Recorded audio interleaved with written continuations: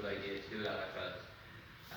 What I quickly realised when I moved to Dublin with my other half, Nuala, was that our friend network in Dublin was quite small, and for any one people we did knew, it wasn't quite 15 minutes away from each other like we would be in maybe Limerick where I'm from. So I guess what happened generally was a new job. We were expecting a new child as well at the same time.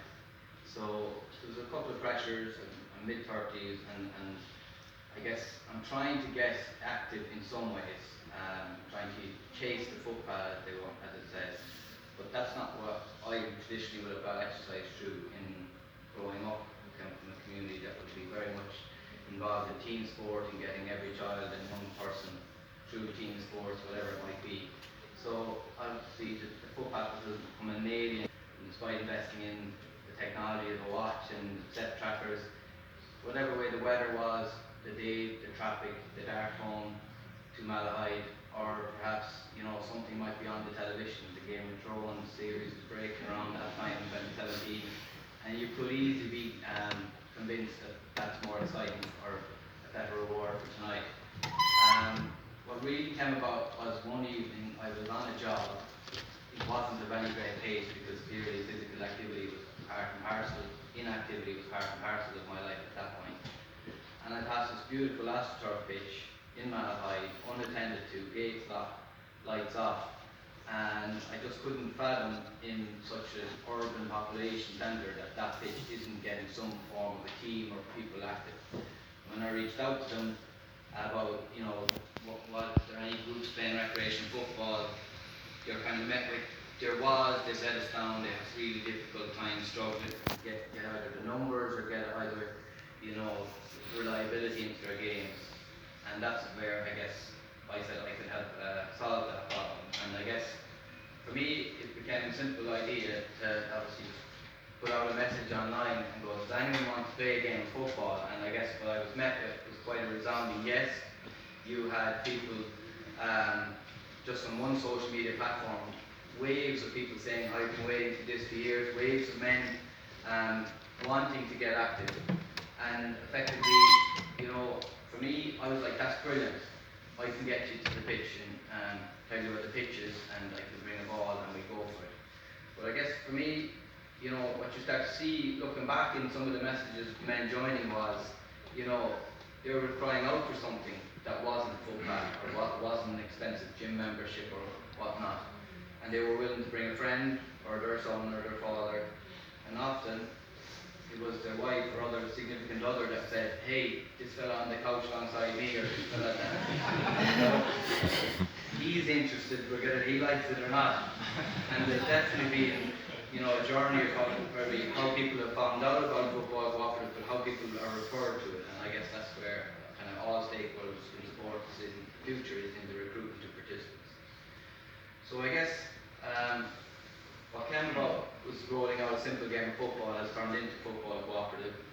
It places recreation football as a hook to bring men together to increase their physical activity to improve overall health. And for me, it's very much important to say that it's an early intervention to help promote intervention, and it's through a gendered lens, I guess.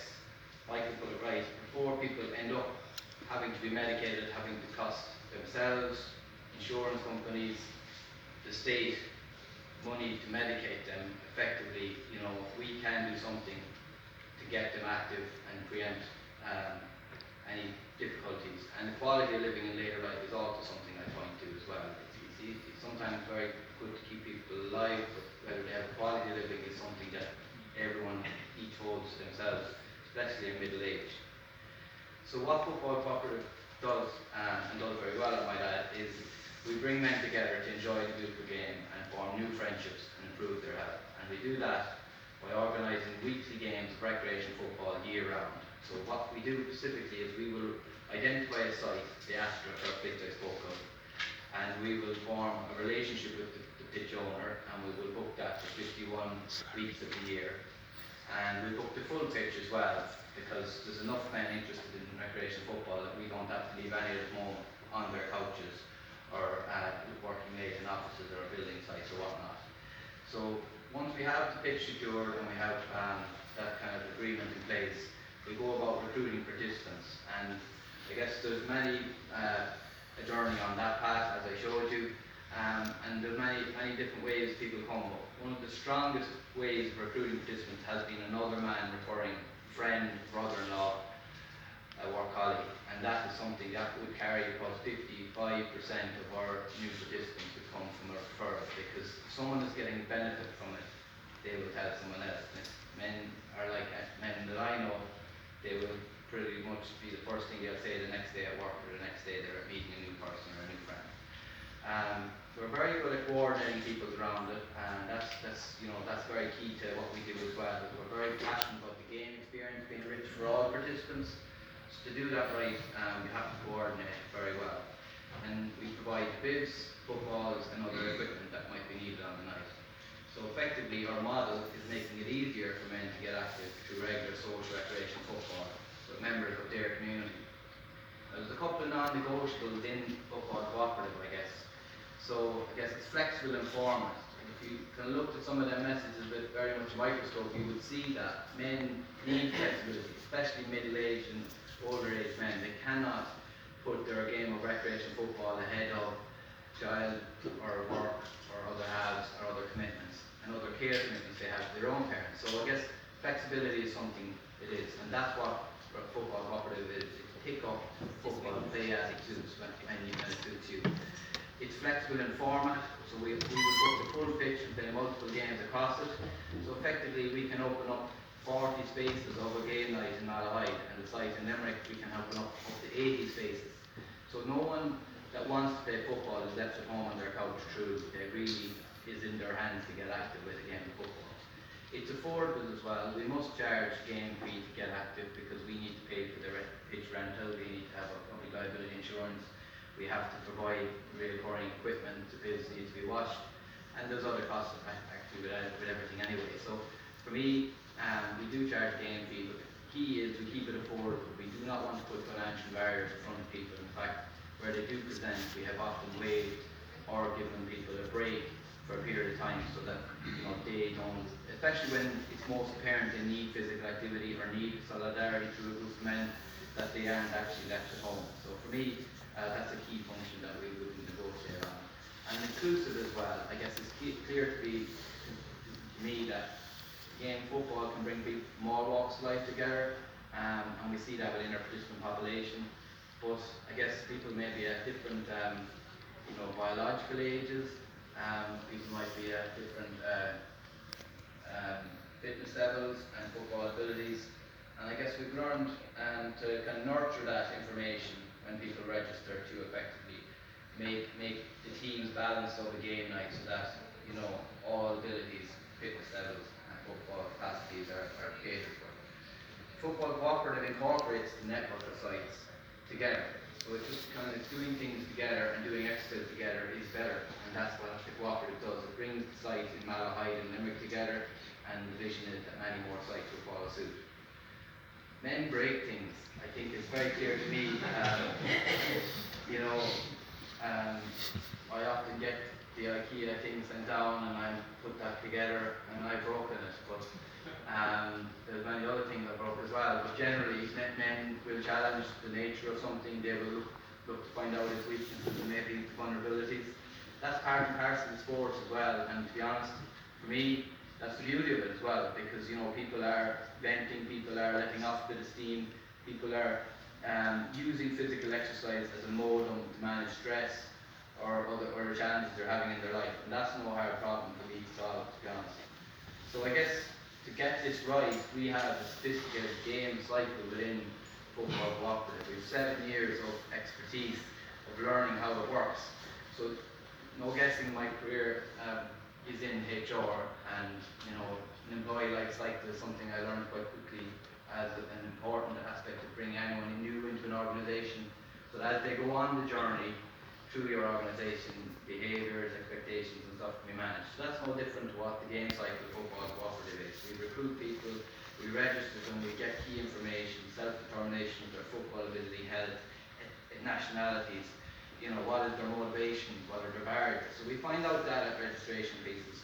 We give them an induction so that they're fully aware that this is the get active, to get everyone as best as possible active, to improve physical health, to make friends, find a belonging in the community you're in. So there's no one ever going to a pitch trying to, where's the gold medal at the end of the game or whatnot. They're very well managed that way.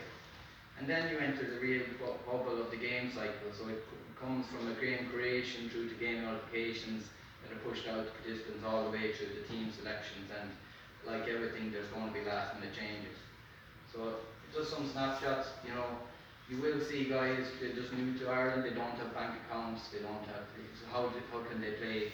We facilitate that. You get guys that are caught late in work, and I've seen all excuses from a punctured bike at 3 o'clock in the day when the game was until 9 o'clock. Kind of questioning guys here, but I think the key thing is, you mustn't sweat the small stuff on everything here. I think, men, if they want to get active, will get active, and we will get enough people to the pitch to make this model work and make people get active.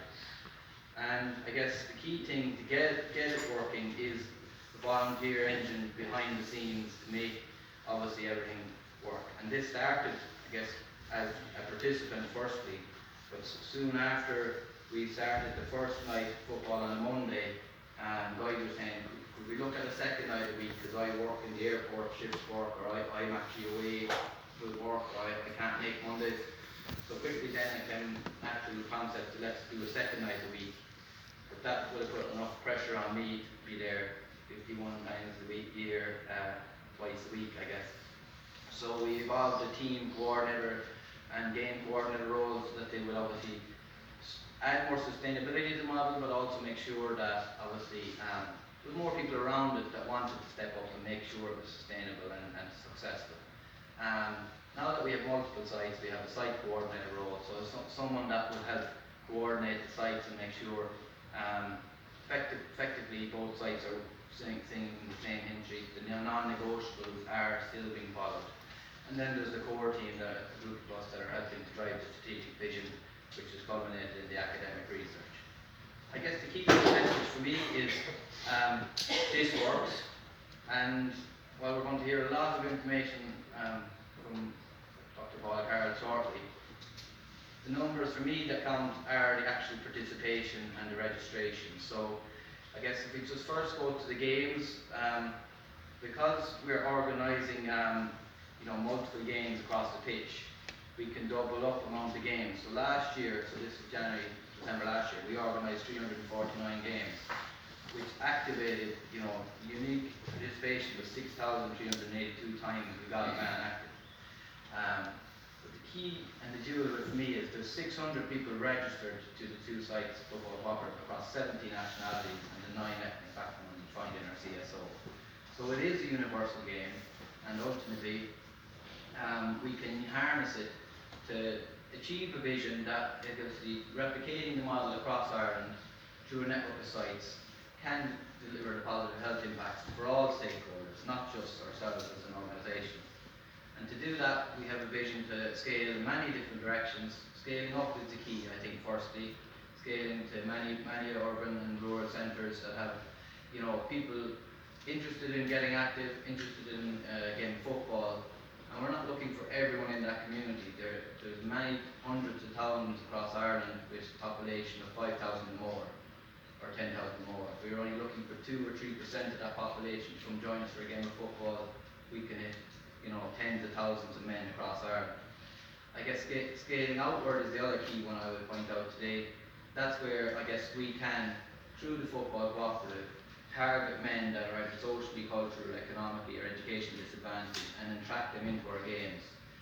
Normally, these men are kind of from high areas of deprivation, or their self-determination of health is quite low. So we can use our vehicle of recreational football to get them active, form new and better, and improve friendships in their lives, and we can deliver the outcomes that we see already in our community today. I guess the closing statement for me is that football is a beautiful game, but this is where I find it is the most beautiful, and it is an open goal for promoting positive men's health outcomes, and I think everyone in the room can help support it, whether that's recruiting participants or helping to socially prescribe them, whether that's to support our strategic vision, or whether that's just to really champion the work we're doing so that other men and other groups and social enterprises around Ireland can see the light that, you know, the future is social and the future is recreational football for us. Thank you so much.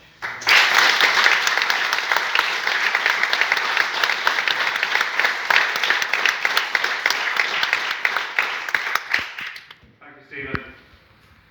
So next up is Dr. Paula Carroll. Paula is a senior lecturer in